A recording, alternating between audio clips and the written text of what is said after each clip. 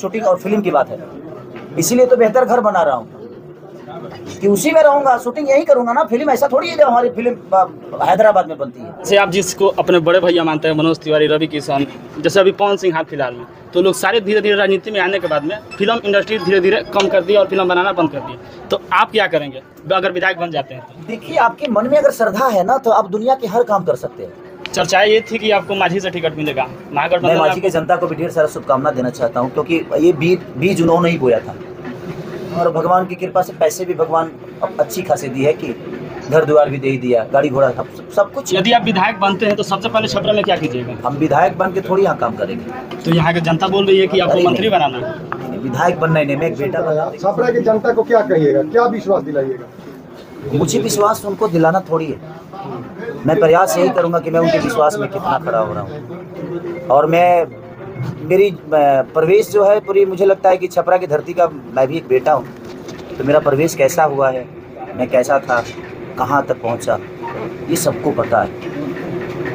और सच पूछिए तो मैं राजनेता कभी बनना चाहता ही नहीं था, लेकिन कहीं ना कहीं लगता है कि भगवान को कुछ अलग मंजूर था और ये 2 घंटे में सारी पूरी चीज़ें चेंज हो गई मेरी। मैं हमेशा चाहता था मैं एक कलाकार बन के लोगों का सेवा करता हूँ, पहले भी करता था, आज भी करता हूँ, आजीवन करूँगा।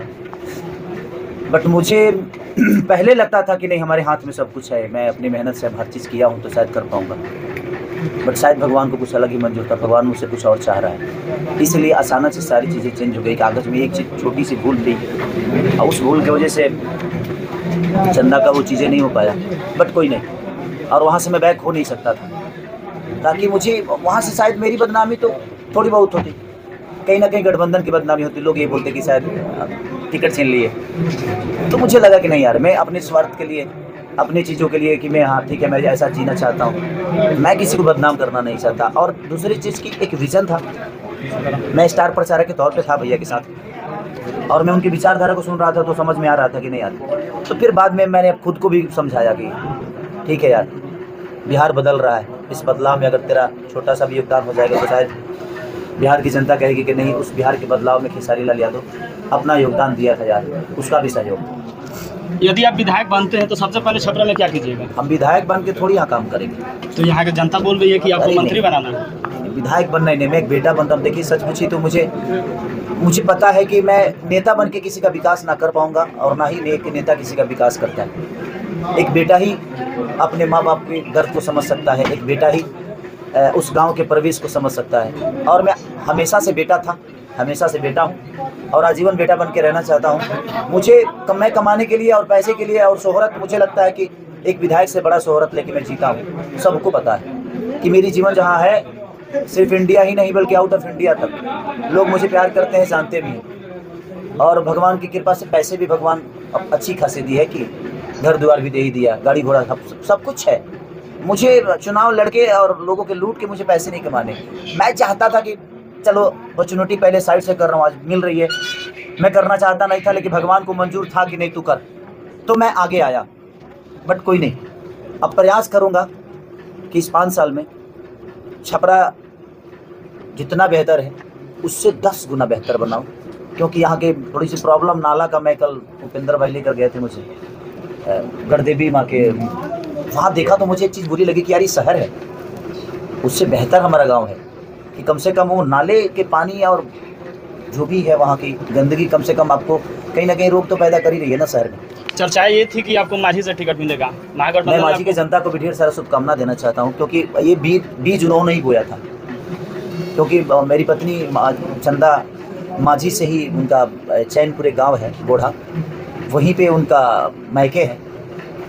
और सबने कहा कि नहीं, तो मुझे लगा कि नहीं, अगर चंदा लड़ेगी तो लड़ाऊंगा। तो मान नहीं रही थी, मैंने बोला भैया से कि मान नहीं रही है, तो फिर भैया ने भी बात की, मान गई।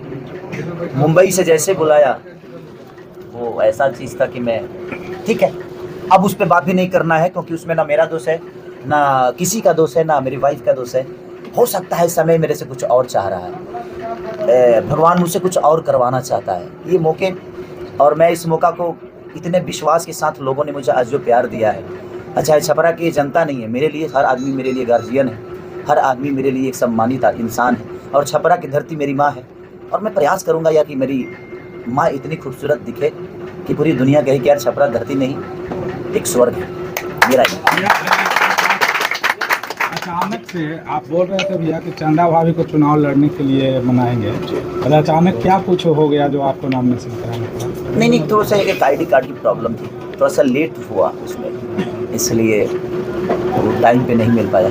जैसे आप जिसको अपने बड़े भैया मानते हैं, मनोज तिवारी, रवि किशन, जैसे अभी पवन सिंह हाल फिलहाल में, तो लोग सारे धीरे धीरे राजनीति में आने के बाद में फिल्म इंडस्ट्री धीरे धीरे कम कर दी और फिल्म बनाना बंद कर दिए। तो आप क्या करेंगे अगर विधायक बन जाते हैं तो? देखिए, आपके मन में अगर श्रद्धा है ना तो आप दुनिया के हर काम कर सकते हैं। ऐसा थोड़ी है कि हमारे पास बीवी आ गई तो हमने माँ को छोड़ दी, नहीं ना। बेटा आ गया तो भाई को छोड़ दिया, बेटी आ गई तो बहन को छोड़ दिया, ऐसा नहीं है मेरे जीवन में।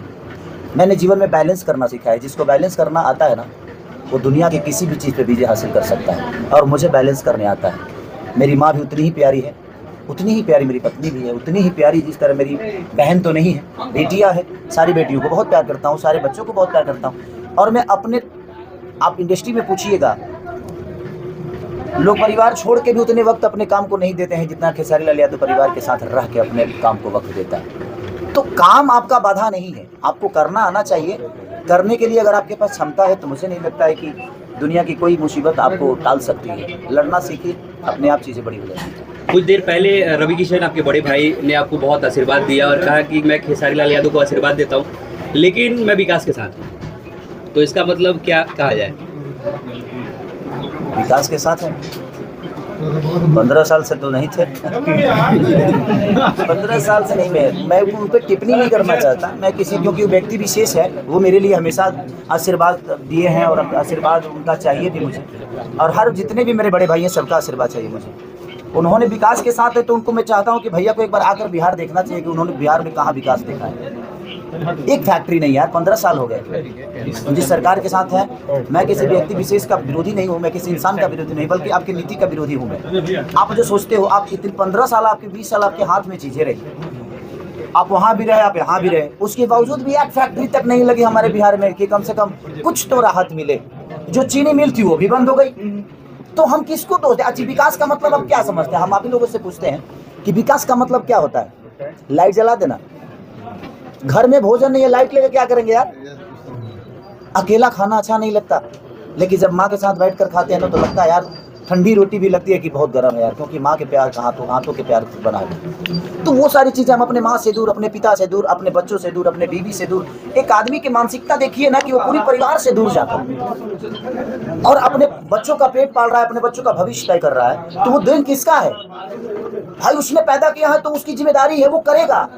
आप नहीं दोगे, वो मजदूरी करेगा, वो मर्डर करेगा, वो खून करेगा, लेकिन अपने बच्चों को पालेगा। इसमें उसका दोष नहीं है, दोष आपका है कि आपने उसको फ्री रखा। अगर आपने उसको रोजी रोटी दे दिया होता तो शायद ना वो बदमाश बनता, और ना ही वो कातिल बनता, और ना ही वो रेपिस्ट बनता। क्योंकि हमारी सरकार ने किया क्या? हमारी सरकार ने ना सिर्फ हमें बेरोजगारी कर दिया। अब जिसको रोजी चाहिए, जिसको भूख लगती है ना, तो रोटी छीन कर खाना पड़ता है और वो खाता है। तो लोग मर्डर में भी रोजगार ढूंढ लेते हैं। 5 लाख लिए, इधर इसका मर्डर कर दिए।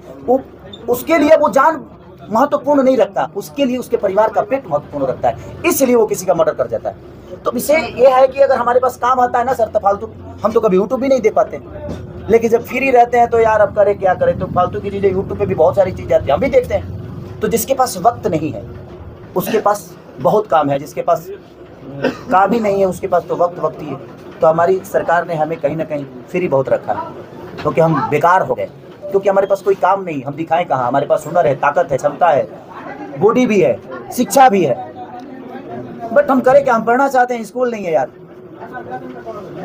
हम मेहनत करना चाहते हैं, फैक्ट्री नहीं है। उसी संकल्प के साथ जब भैया ने मुझे बोला कि नहीं यार, आप ना मत करो, लड़ो, और छपरा को आपकी ज़रूरत है, आप उस धरती के बेटा हो, उस धरती ने आपको बहुत कुछ दिया है, अब आपकी बारी है कुछ देने की, लड़ जाओ और इस संकल्प के साथ चलो, क्योंकि हम लोगों को अब बेरोजगारी हटाना है और पलायन को रोकना है। जो है उनको जाने नहीं देना है, और जो गए हैं उनको बुला के दम लेंगे, और सब भाई मिलेंगे तो शायद ये संभव हो सकता है। इसलिए महागठबंधन का हिस्सा बना मैं, और तेजस्वी भैया के प्यार के लिए मैं इस फील्ड में आया। आगे देखिए होता है क्या। और जहाँ तक शूटिंग और फिल्म की बात है, इसीलिए तो बेहतर घर बना रहा हूँ। कि उसी में रहूंगा, शूटिंग यहीं करूंगा ना। फिल्म ऐसा थोड़ी है जो हमारी फिल्म हैदराबाद में बनती है, यहीं बनाएंगे। छपरे में रह के बनाएंगे। हाँ, तो इसीलिए मैं छपरा में, आज से मुझे नहीं पता था कि मैं छपरा में रहूंगा कि नहीं, लेकिन आज से मुझे 3-4 साल पहले मैंने एक ज़मीन लिया था यहाँ पे 3 कट्ठा साढ़ा ढाला के बगल में, अभी बनाया नहीं था, लग रहा है जब उसको बनाना पड़ेगा।